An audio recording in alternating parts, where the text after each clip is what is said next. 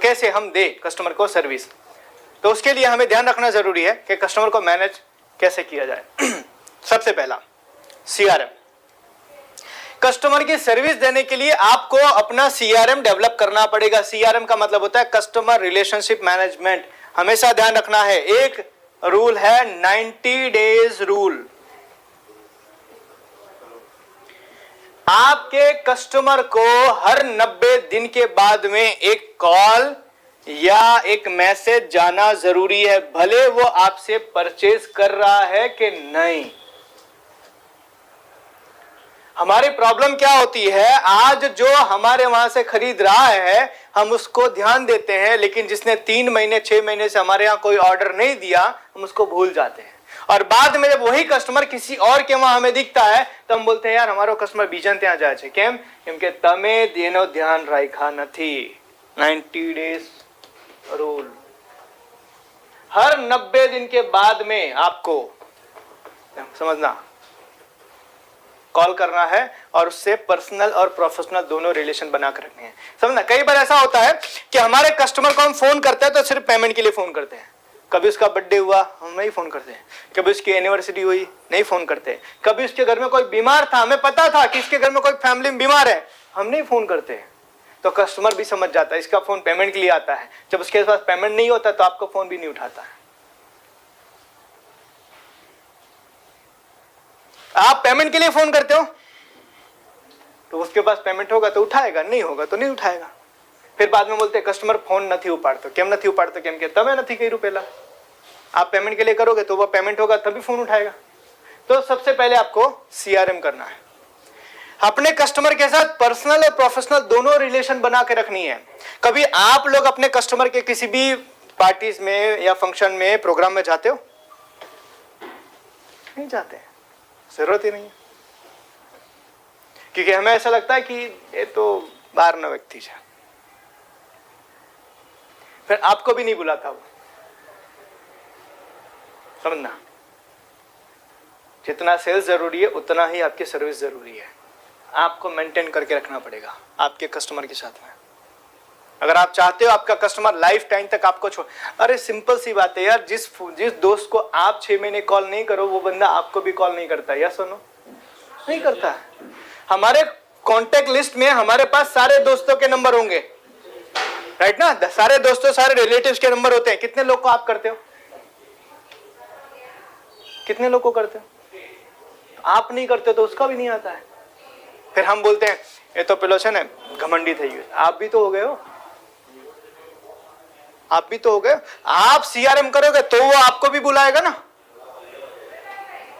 इसलिए बहुत जरूरी है कि आपको आपके कस्टमर के साथ में ये रिलेशन डेवलप करके रखना पड़ेगा। दूसरा 90 डेज फॉर्मूला, जैसे मैंने आपको बताया कि हर 90 दिन के बाद में इंसान की मनस्थिति और परिस्थिति दोनों बदलती है। समझना, हर 90 दिन के बाद में इंसान की मनस्थिति और परिस्थिति दोनों बदलती है। इसीलिए हर 90 दिन के बाद वो आपके साथ बिजनेस कर रहा है कि नहीं कर रहा है, आपको 90 दिन के बाद कम से कम एक कॉल या मैसेज जरूर ड्रॉप करना चाहिए। अगर आप चाहते हो कि वो कस्टमर आपका बन के रहे तो हर 90 दिन में आपको एक बार उसको याद करना ही पड़ेगा।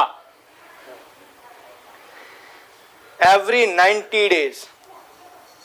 क्योंकि जिस कस्टमर ने आज नहीं खरीदा जरूरी नहीं है कि हमेशा वो आपके साथ नहीं खरीदेगा, लेकिन आपने रिलेशन बना के रखा है ना तो वो जरूर आपके साथ एक दिन खरीदेगा।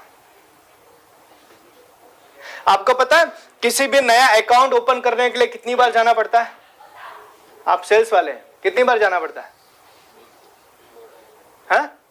कितनी बार जाना पड़ता है? समझो, आप लोग अभी जंगल में जा रहे हो ना, इसलिए आपको कस्टमर आपको बुला रहा है, लेकिन जब आप सेल्स करोगे ना और आपको कोई नया अकाउंट खोलना है ना तो कम से कम 6 बार जाना होता है। कम से कम 6 बार जाना था, तब उसको भरोसा होता है कि यार ये बंदा रेगुलर है, आता है, इसके साथ बिजनेस करने जैसा है। कोई भी कस्टमर आपके ऐसे ही भरोसा नहीं कर लेगा। तो कम से कम 6 बार ना आप 90 डेज के बाद याद करोगे तो एटलीस्ट वो बंदा आपके साथ 100% कन्वर्ट होगा। बस 100% कन्वर्ट होगा। तो इसलिए आपको अपने वहां पर ये 90 डेज फॉर्मूला इंप्लीमेंट करना पड़ेगा। उसके बाद है टीपीएस, जैसे मैंने बताया थर्ड पार्टी स्टोरी। आप किसी कस्टमर को मिलने के लिए गए और कस्टमर को मिलने के बाद में आपको हर बार ना अपनी प्रोडक्ट की बड़ाई नहीं करनी है, आपको थर्ड पार्टी के जरिए आपको जाना है। समझो, जैसे कि अगर मैं आपको बोलूं सर आपके कपड़ा खराब है, आपके कपड़े गंदे हैं, अब मैं डायरेक्ट ही बोलूंगा तो आपको बुरा लग जाएगा, समझना इस चीज को। लेकिन अगर मैं ऐसा बोलूं, सर कुछ लोग ऐसे होते हैं जो लोग अपने कपड़ों पर ध्यान नहीं देते हैं, कपड़े गंदे होने के अगर उनका कस्टमर उनको सही तरीके से ट्रीट नहीं करता है, तो हम अपने कपड़े को देखते हैं, मेरा तो सही है ना, ये सुनो, इसको कहते हैं थर्ड पार्टी स्टोरी। समझो, तो आपको थर्ड पार्टी स्टोरी सुनानी पड़ेगी, आपको स्टोरी टेलर बनना पड़ेगा अगर सेल्स में आपको ग्रो करना है तो। स्टोरी, जैसे अभी हमने वो वीडियो में देखा, वो अग्रवाल जी का 3 गुना सेल बढ़ गया। अग्रवाल जी, एक्चुअली बेचना मुझे तुम्हें है, लेकिन मैं स्टोरी किसकी सुना रहा हूं, समझना, इसको कहते हैं थर्ड पार्टी स्टोरी। तो आपको ये थर्ड पार्टी स्टोरी आपको सीखनी पड़ेगी। चौथा है जस्ट कॉल विदाउट पर्पस। कभी फोन कर दो सर बिना पर्पस के, सर बस तुम्हारी याद આવી એટલે मैं कितने फोन करी है। कितने लोग आप में से कस्टमर के यहां चाय पीने जाते स्पेशली? जाओ जाओ यार। इधर हम एक बात ध्यान रखना, जितना एज अ सेल्स पर्सन जितना हम ऑफिस पर होंगे हमारा उतना नुकसान है, हम जितना ऑफिस पर होंगे उतना ही हमारा नुकसान है, और जितना हम फील्ड पे रहेंगे उतना प्रॉफिट है। समझो, जाओ कॉल करो उनको, सर તમારા ઘરમાં પેલા बीमार હતા ને તમારા मदर, કેવું છે અત્યારે? आपने पूछा है ना, तो कल आपके घर में कोई बीमार पड़ेगा ना तो भी फोन करेगा। उसकी प्रॉब्लम में, उसकी मुसीबत में आप खड़े रहोगे ना तो आपकी मुसीबत में वो खड़ा रहेगा। और रिलेशन बना हुआ है तो धंधा अपने आप होगा। समझो, जस्ट कॉल विदाउट पर्पस। हर बार पेमेंट लेने के लिए और धंधा करने के लिए कॉल मत करो। कभी कभी आपको बिना पर्पस के भी फोन करना चाहिए, अगर आप चाहते हो आपका कस्टमर आपको छोड़कर ना जाए तो। सर एक बात ध्यान रखना, मैं एक कस्टमर की कंसल्टिंग कर रहा था, उनके पास हमने डेटा निकाला 22,000 डेटा। मैंने बोला सर इन डेटा का करते क्या? बोला कुछ नहीं सर, अपने को क्या करना है, बस डेटा पड़ा हुआ है। मैंने बोला आपका दिन का शेड्यूल निकालो। दिन का शेड्यूल निकला, पता चला 2 से 3 घंटे सोशल मीडिया पे होते हैं, फेसबुक व्हाट्सएप चलाते हैं। मैंने बोला बंद करो सर, दिन के 20 फोन करना शुरू करो। सर हमारे ત્યાં નવી પ્રોડક્ટ આવી છે, નવી ડિઝાઇન આવી છે, એક વખત आओ, एक वक्त જોવા आओ। 20 कॉल करना शुरू किया दिन में, दोनों भाई ने मिलके 5 कस्टमर डेली बढ़ गए। जवाब क्या दिया? અમે તમારા ત્યાં નથી આવતા હતા કેમ કે અમને લાગ્યું કે તમારી દુકાન તમે મોટા સાહેબ થઈ ગયા, તમે અમને કેમ યાદ કરો છો? ऐसे ऐसे जवाब कस्टमर ने दिया। कॉल करो बिना पर्पस के, अगर उनको मेंटेन करके रखना है तो। 5वां है हेल्प देम। कभी कभी दोस्त ना आपको आपके कस्टमर की मदद करनी चाहिए यार। समझो, कई बार ना आपका कस्टमर किसी प्रॉब्लम में फंसा होता है, उसका सॉल्यूशन दो अगर आपके पास है तो। और ये तभी होगा जब उसके साथ अपने पर्सनल टच रखा हुआ है, तब वो आपकी अपनी प्रॉब्लम आपको शेयर करेगा। हमने पता है कि इतना प्रोफेशनल रिलेशन बना के रखा है ना कि तू पैसा देगा तो मैं तेरे साथ धंधा करूंगा, पैसा नहीं देगा तेरा मेरा कोई रिलेशन नहीं है। उनको कई बार प्रॉब्लम्स होती है, उनको हेल्प करो, सजेस्ट करो। जैसे कि आप लोग कई बार जाते हो मिलने के लिए, अगर एक सेल्समैन, एक रिटेलर बहुत मेहनत कर रहा है, उसका धंधा ग्रो नहीं हुआ, उसको बताओ सर आपको क्या और करने की जरूरत है, क्या आप करोगे तो आपका धंधा बढ़ेगा, क्या आप करोगे जिससे आपका सेल्स बढ़ेगा। सजेशन। और मैं आपको बताता हूं, जब आप ये करना शुरू करोगे दिल से, तब आपका कस्टमर आपके दिल से जुड़ेगा। कई बार पता है हम मुसीबत में होते हैं तो हम उसी इंसान को फोन करते हैं जो हमें सॉल्यूशन देने की क्षमता रखता है। या सुनो, राइट ना। तो आप भी अगर अपने कस्टमर को सॉल्यूशन दोगे तो कल को किसी मुसीबत में वो आपको याद करेगा। तो आपको हेल्प करने का नेचर भी डेवलप करना पड़ेगा। छठवां है कि आपको कई बार उनके फॉर्मल इवेंट्स में जाना पड़ेगा बॉस, जाना पड़ेगा। और हम ये खुद, अच्छा आप लोग यहाँ रीओपनिंग थी, मैं आया था, क्या सुनो, राइट ना। ये श्री जी ऑर्नामेंट का हुआ था, मैं उधर आया था। क्या जरूरत है मेरे को यार? क्या मेरे पास काम नहीं है? क्या मेरे पास क्लाइंट नहीं है? लेकिन रिलेशन बनाने के लिए आपको समय निकालना पड़ता है।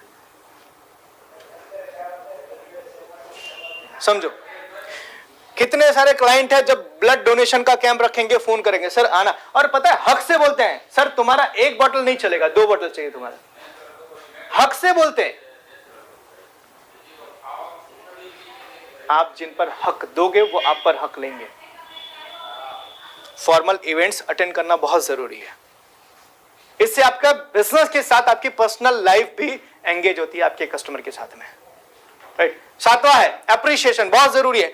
अगर वो छोटी छोटी कोई भी चीज करते हैं, एप्रिशिएट करो, तारीफ करो।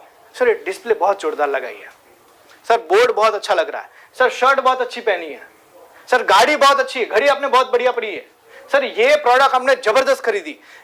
ये एप्रिशिएशन करने से, देखो खास ध्यान रखना, किसी का फेवरेट बनना है ना, किसी का भी फेवरेट बनना है, उसकी तारीफ करना शुरू करो।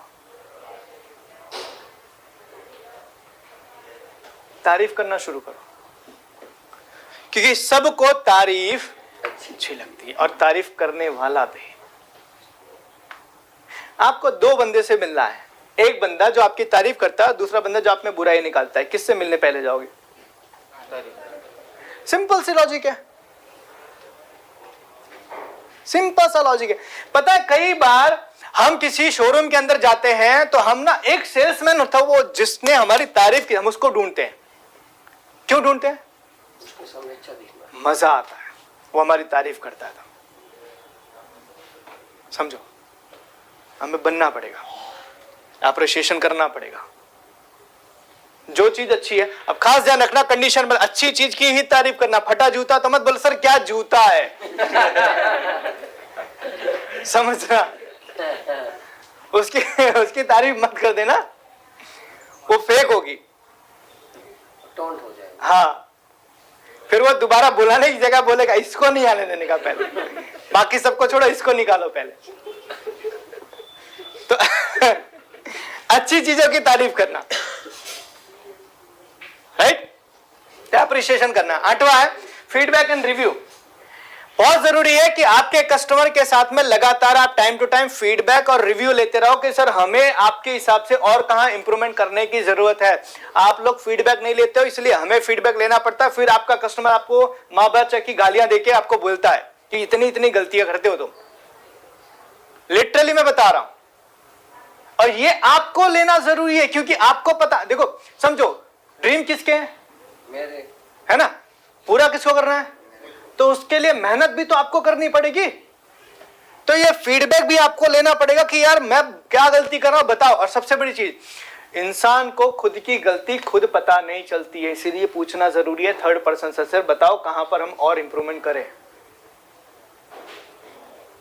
फीडबैक लो, और आप फीडबैक लोगे ना तो सामने वाला बंदा फीडबैक देता। आप खास जाना, फीडबैक लेने के बाद इंप्रूवमेंट करना बहुत जरूरी है। तो फीडबैक दिया, इंप्रूवमेंट हुआ, तो नेक्स्ट टाइम वो आपको दोबारा फीडबैक देता है कि हाँ आपको और इंप्रूवमेंट करने की जरूरत है, यहां आपको इंप्रूव करने की रिक्वायरमेंट है। तो वो फीडबैक लेना बहुत जरूरी है। जहां जहां आपसे गलतियां हो रही है उसके बारे में जानो, क्योंकि आपका कस्टमर बताना चाहता है, लेकिन कई बार पता है हम सुनते ही नहीं है। आओ हो नहीं हमारे ત્યાં,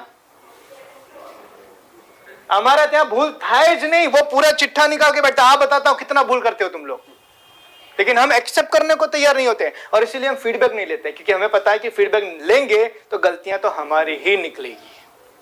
आपको पता है कितने सारे कस्टमर ने आपको ये हिसाब के कारण कई बार आपको छोड़ देते हैं, क्यों? हाँ, गलत हिसाब चला जाता है। तो अब जब कस्टमर बोल रहा है कि गलत हिसाब, फीडबैक लो ना सर, चलो इंप्रूव कर। और एक बात ध्यान रखना, जो अपनी गलती मानकर उसको सुधारना चाहता है, कस्टमर उसके साथ रहना चाहता है। लेकिन जो कस्टमर से गलती सुधारने के बजाय बहस करता है ना, हमारा ત્યાં થાય જ नहीं आओ, उसके साथ कोई रहना नहीं चाहता। सो आपको फीडबैक एंड रिव्यू लेना बहुत जरूरी है। नवा है रिवॉर्ड एंड रिकॉग्नाइजेशन। अगर आपका कोई कस्टमर है, अच्छा कस्टमर है, अच्छा परफॉर्म करे, तो रिवॉर्ड अवार्ड देना शुरू करो, कुछ अच्छी चीज करना शुरू करो। रिवॉर्ड अवार्ड नहीं, तारीफ तो कर ही सकते हो, समझो, तारीफ तो कर ही सकते हो। ये चीजें करने से बहुत फर्क पड़ता है। तो ये सारे 9 चीजें मैंने आपको बताई जिससे आपके कस्टमर को मैनेज कर सकते हो और आपका ग्राहक आपको छोड़कर नहीं जाएगा। ये 9 चीजें करना शुरू करो, वो आपकी मटकी जो है ना, उसका हॉल बंद हो जाएगा। फिर आप नए कस्टमर ऐड करोगे, आपका धंधा बढ़ेगा।